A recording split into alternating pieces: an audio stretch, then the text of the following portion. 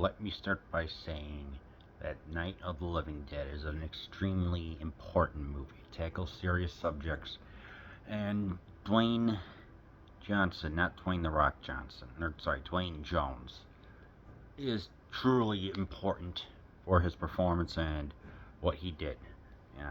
Alright, well, and I have seen it. It is a very powerful movie. However, I was surprised to learn that there was a British movie that came out a couple of years earlier, The Plague of the Zombies from 1966.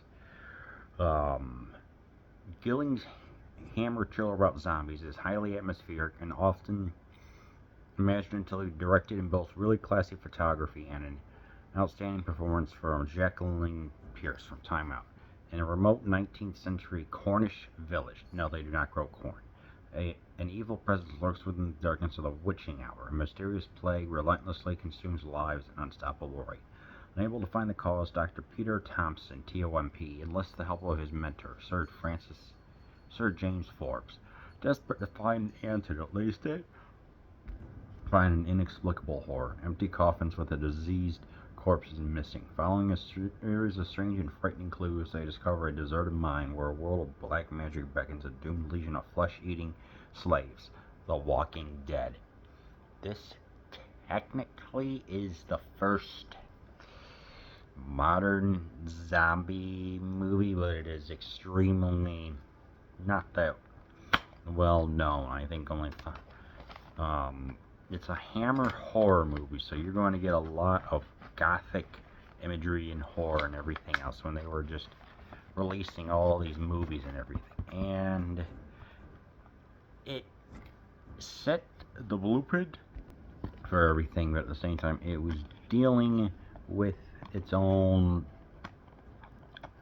premise that was particular for British horror, which I don't know too much about. Should I know more about Italian horror? I would say for this one, it really stands out just for the fear going on in the countryside during the remote Victorian era and the Gothic horror.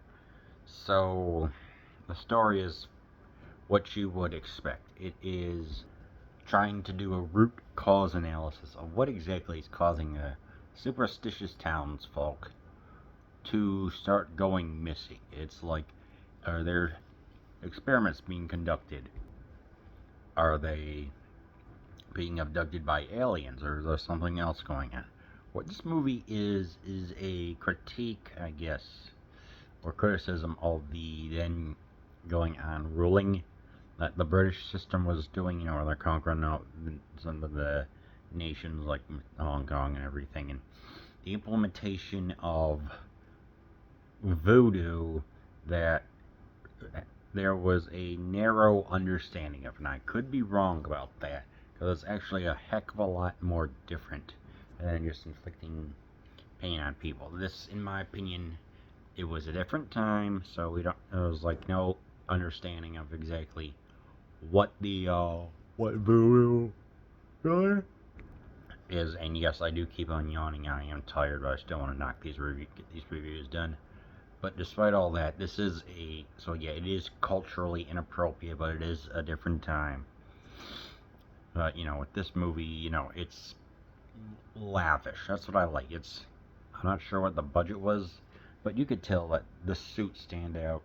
The way how they have the muted colors, very specifically, there is browns and reds. I mean, we have like a royal hunt, trying to get a fox hunt, whatever it's called. Because we get to see some jerks that are kind of like overtaking this horse-drawn carriage or whatever. And that there's this girl who's here to try and meet her friend, and the father is reluctant. The father is like, okay, let's go. It allowed me to team up with my colleague, so it's a win-win situation. And the cinematography is nice. I like the cinematography of how the fox hunt looked, with the horses and the red jackets and everything, and the inside of Clive Hamilton's house, where he's the leader of the village, and the way how they built, make it look modern compared to the quaintness of some of the villagers, with their small homes and everything. So we get the dichotomy going on of class, you could say, and yeah. And of course, eventually realize that yes, these zombies do exist, which there is great makeup, and the set where the mine is, the tin mine, is exquisite. It's a very harrowing set, but it's a set that looks so well, because, he is extorting, labor from these zombies, literally, so they're kind of like that, and so what follows is like like I said, the commentary on the classism, where he could be paying a living wage to the villagers, but nope, he has